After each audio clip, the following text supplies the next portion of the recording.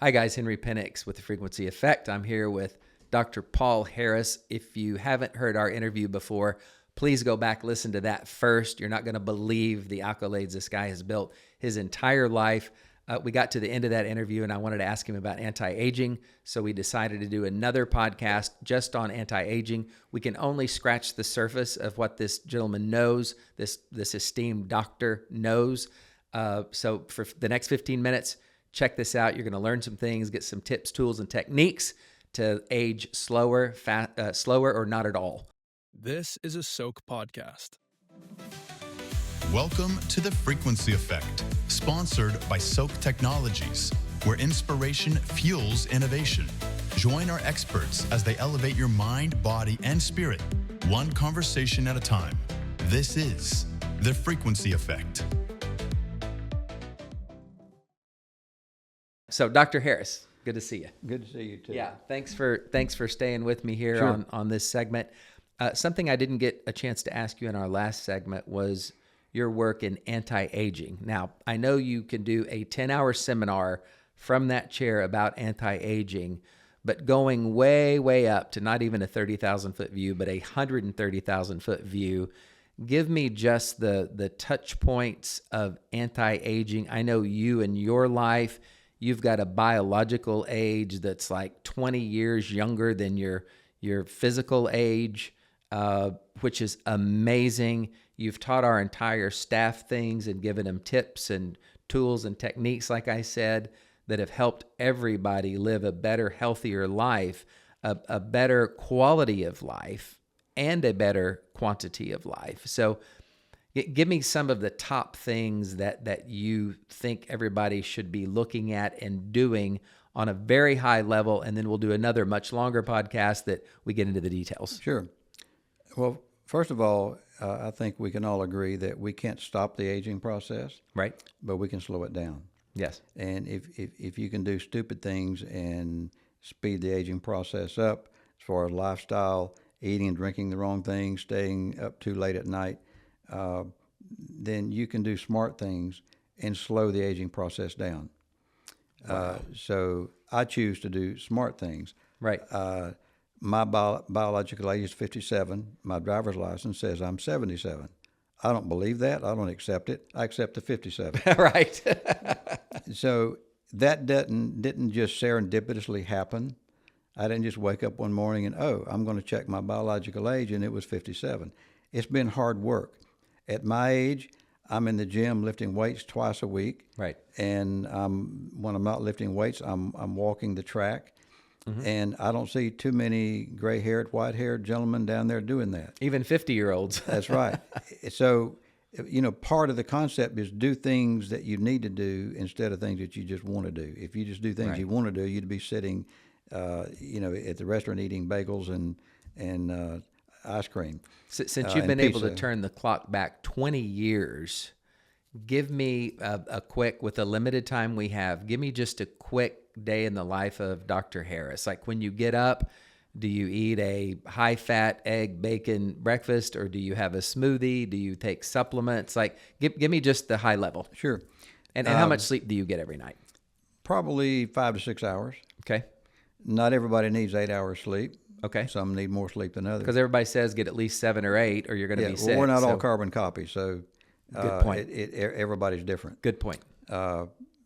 So anyway, I start out with a glass of water first thing in the morning, Hydrate. and I get hydrated. And I put together, I've got two different protein. I've got a high-quality collagen protein, and then a plant-based protein that has a lot of the essential amino acids and antioxidants and things of that nature. I put a tablespoon of MCT oil, which is brain fuel and energy. You need good healthy fats. Your brain's like 60% plus fat, so you need good healthy fats. And then I'll put maybe a quarter of a cup of frozen blueberries, which is a great brain food. Right. I've heard And that. a little bit of fiber, and then some ice cubes, and then that's what I have for breakfast. That's your breakfast. And then I get to work and go to the gym Right. and either walk or lift weights. And then during the day, I stay pretty well hydrated. I take they're called nootropics, and these are nutraceuticals that actually help brain function, like lion's mane, for example. Right. I've heard of that. I drink that in my coffee. Yeah, it's a great. There's a lot of great nootropics, and I've got actually a nootropic product that I take to enhance mitochondrial function. That's a big piece as far as the aging and premature aging. People that are aging prematurely have poor mitochondrial function, and the mitochondria is a powerhouse of the cell. So when you consume food, that food gets converted into energy, or ATP, adenosine triphosphate. Well, how does that happen? One molecule of glucose goes in one end of the mitochondria, goes through the oxidative phosphorylation electron transport chain. Out the other end comes 36 molecules of ATP. That's the currency of the cell. You took the words right out of my mouth. That's right. That's the currency of the cell. Yeah. Well, what happens? A lot of patients. There are different things that can affect that mitochondrial function. A lot of patients, they're only producing maybe 20 molecules of ATP. Viruses can affect it. Chemicals can affect it. Even the wrong frequencies can affect it. So there's a lot of things that affect that mitochondrial function. That's really the bottom line. If you don't get the mitochondria fired up, then you're going to age prematurely. You're not going to have energy, increased risk for cancer and things of that nature. So if I get, and I'm going to try to follow you as you go. So if I get 5, 6, 7, 8 hours of sleep, depending on what my body needs, and you'll feel that, I think, when you wake up. If you're not tired, get up. And if you have that, have a, I'm hearing you say, a light breakfast, maybe a smoothie. If people don't make smoothies, what would you suggest they eat for breakfast? I want to get specific on that. Yeah, some patients, they're not a smoothie individual. Right. So like a poached egg or a boiled egg. Okay. I like turkey bacon, sometimes real bacon. Sometimes I'll have a salad. I mean, it's okay to have salads for breakfast. Wow. Do you eat any breads, or are you pro bread, against bread? Don't eat. I'm not necessarily against it. I don't eat a lot of bread. Right. Because bread can tend to be pretty carby, and that's part of the anti-aging is don't overdo the carbs. Okay. And become insulin resistant. Okay. Because if you're insulin resistant, you're not getting enough fuel to the cells, and the primary hallmark of Alzheimer's is a reduction in the cerebral rate of glucose to the brain, specifically the hippocampus, where short-term memories convert into long-term memories. So if you're not getting enough fuel to the cells, they get sick and they die. And so if you're insulin resistant, then you're going to struggle with weight. You're going to have abdominal obesity, and then that produces a lot of inflammation, which affects the brain, which affects the cells, and that increases the aging, speeds up the aging process. So diet plays a huge role in it. Eat the color of the rainbow. It doesn't have to be complicated. Eat the color of the rainbow and make sure you're getting, the fruits and the berries. And if you're grain sensitive, then don't eat them. Make sure your gut's healthy. That's another important piece of it. So I pay attention to all of that. And there's blood tests, for example, that can determine where you are as far as your biological age.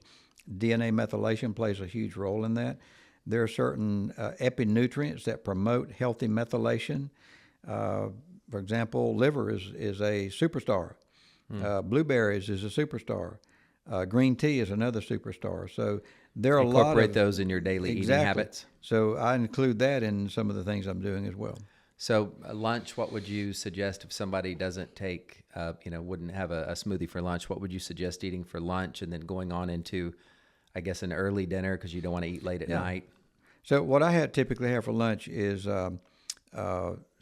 salad with mixed greens, not the cheap head lettuce. Right. Mixed greens, pecans, blueberries, sesame seeds, which is rich in calcium, and grilled either grilled chicken or grilled fish.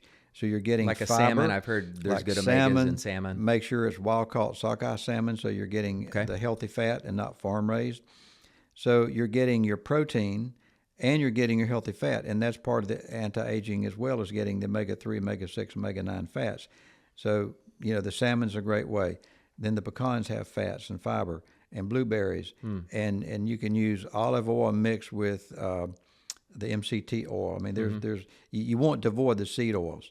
If you want to speed your aging up, consume a lot of seed oils. Really? Very, very inflammatory, like safflower oil and different things like that. So you want to eat the coconut oils and the MCT oil and good quality olive oil. I mean, the brain is 60+% fat. Right. And so you need to need feed good, it. healthy fat for the brain function and also for the myelin sheath in your nerves. And so my diet includes a lot of these healthy, so the smoothie for breakfast, great quality salads for lunch, and then for dinner, oftentimes it's another protein with a baked sweet potato with healthy butter, grass-fed butter. I think Gold, what's the name of the, I forget the name of the butter. It's like that Irish Gold or Irish whatever. Gold, Yeah. there you go. Yeah. Irish Gold butter. So I'm getting fats there, I'm getting protein, and I'm keeping it simple because you don't want to eat a real heavy meal at night and then go to bed on a really full stomach. And that's another key to anti-aging is don't eat after your evening meal. And this is the way I lost 50 pounds. Lost 50 pounds? I stopped snacking at night after dinner. Oh my gosh. So I started out with a yogurt at night after dinner, and then went from one yogurt to two yogurts, and then it went from that to, well, I need a little meat, so I need, some sliced meat and ham and things of that nature, and I started ballooning out. Oh man. And so when you're sleeping at night, you need your body energy needs to detoxify, and clean up the cells that need to go bye-bye. Right. And they're unhealthy cells, and trim the trees in the neurons in the brain. Right. Right. And so and then exercise, and making sure I'm adequately hydrated, and that pretty much. And I use photobiomodulation therapy, which is red light therapy. Right. And I was going to ask about that. And you used to use sauna therapy too, near field, sauna's far great. field. Yep, the infrared sauna is great. As a matter of fact, if you use the infrared sauna 3 times a week, at least 30 minutes a day, that can significantly reduce your risk of Alzheimer's. No kidding. And it also helps to promote mitochondrial function. The red light therapy, photobiomodulation therapy, applied to the head, actually increases endothelial nitric oxide in the blood vessels in your brain, so you're getting more blood flow. Oh my gosh. And what if you were doing that and listening to a Soaak sound frequency composition? Superman. Really?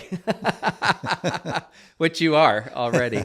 That is so awesome. I promised this would only be about a 15-minute segment. I know we've just barely scratched the surface. So I want to do another episode with you. I'd like to take even a deeper dive. But I think from what we've already heard, about sleep, about your breakfast, about putting the good things in your body, good things in, good things out, exercise, the rest and digest, and already you've given us a glimpse into how you've turned your biological age back 20 years and living a happier, healthier life. So one last point on the exercise. When just walking increases, the acronym is BDNF, brain-derived nootropic factor, and that helps to grow new brain cells. Just walking. Just walking. And so moving, walk your 10,000 steps. There's no excuse. Because you sit a lot during the day. Do you ever just get up and walk up and down the hall a little bit, or do you just have your exercise and that's your walking for the day? Occasionally I'll get up, or if I've got 30 minutes between patients, I'll go down and just walk a few minutes in the gym again. Sometimes I'll walk twice in one day. You've got a gym in the bottom of your office, so that you're very lucky. Absolutely. For those that don't have that, you're saying that if they just get up and walk, or go outside, walk, or walk down the halls, or whatever, just move for a while, it increases brain cells. Yeah. And I would imagine helps circulation and everything. Yeah, not only that, but it also is a great antidepressant. And there are studies that have shown that exercising can be just as effective as taking an SSRI in certain cases. I have found that if I'm in an argument with somebody and get up and walk away, that's a great antidepressant. Yeah, you're dissipating cortisol. I just leave. That's right. Now, that is and as far as the but sleep, I hear you. I'm making light of that. But just walking is an antidepressant. Yeah. And isn't that something? Yeah, you mentioned sleep, and one of the reasons sleep is so important is you've got different parts of the sleep cycle. You're laying down at night and you're getting ready to. You're in the bed. You're starting to relax and chill out. Then you go into N1, which is a lighter sleep. N2 is a little deeper sleep. N3 is a deeper sleep. Brainwave slowdown, and then you get the deep REM sleep. But the N3 level is when the lymphatic system in the brain is activated, and that's when the brain, the neurons in the brain literally, the cells in the brain literally shrink by 60%, which does housekeeping. It cleans out the debris from the day. And if you don't do that, if you're not getting that N3 deep sleep, then you begin to develop abnormal, they're called tau, I'm going to get a little deep in the weeds here. It's called tau protein. It's a misfolded protein, alpha-synuclein, and beta-amyloid plaque. So you're building up abnormal cells that are misfolded, misshaped, and that promotes clumps in the brain and stickiness in the brain, and that interferes with the neuron's ability to communicate with one another. Right. So, there's another pathological substance in the brain called Lewy bodies, and you see that sometimes in Parkinson's patients. And the Lewy body syndrome is where you've got these clumps of alpha-synuclein, and it forms the Lewy body. But what's interesting about that is these same Lewy body organisms are actually found in the bowel 2 to 3 years before they actually have Parkinson's. And so, no kidding. It's Hippocrates that said death begins in the colon, basically. Yeah. Wow. And so that is true. So there are molecules in the gut, and the large intestine gets to the brain through the blood-brain barrier, and it contributes to neuroinflammation. Even poor dental hygiene can contribute to dementia from P. gingivalis. If your gums bleed when you brush your teeth, right. That P. gingivalis, they can bypass the blood-brain barrier, which is a highly selective group of blood vessels that protects your brain. And we have tests, by the way, that can determine if your blood-brain barrier is breached. And we'll talk about that a little bit in another session. Right. It's important to have a healthy blood-brain barrier. And so there are so many aspects to health or unwellness that we can prevent. You've got to prevent Brush your teeth, sleep, and walk. Yeah. I mean, really, you're if you just did those things, because a lot of people get intimidated by long procedural things and trying to remember things, but brush your teeth every day, floss, watch for any bleeding in your gum, make sure you get an adequate amount of sleep to go to that N3 level, and walk throughout the day. That will eliminate depression, help the function of your heart, and increased happiness, even the happy hormone. And the other thing I do too is I love music. I love good quality music. Yep. And so when I'm driving to work, I'm either listening to a podcast or I'm listening to music. And music is like medicine for the soul. Right. And I'm not talking hard rock, that type of music, but music can actually impact water. Words can impact water. I've seen studies. It shows the crystalline effect of speaking words of love and appreciation to water versus speaking hate, and it shows the crystalline structure. And speaking love and appreciation, it's a beautiful crystalline structure. Right. Speaking hate and vitriol and things of that nature, it's a real ugly crystalline structure. And you can actually see the difference in the crystals if you speak love. Yeah, there's a video podcast just on that. And it literally shows what the you water speak matters. And what you speak affects the cells. Well, think about this. We talked about it earlier. How much water are we? Over 80%. That's right. And so if water is impacted by what we're speaking, put 2 and 2 together. Wow, that's true. That's why when you're speaking, like with the fetus, you need to speak love and appreciation. Put your hands on the mom's belly, and play good, healthy classical music, and it literally helps a better quality brain in that unborn child. No kidding. Wow. I got 1,000 more questions, but I'm going to stop. I promised 15 minutes. I think we went 18.5. So thank you all for being with us, Doc.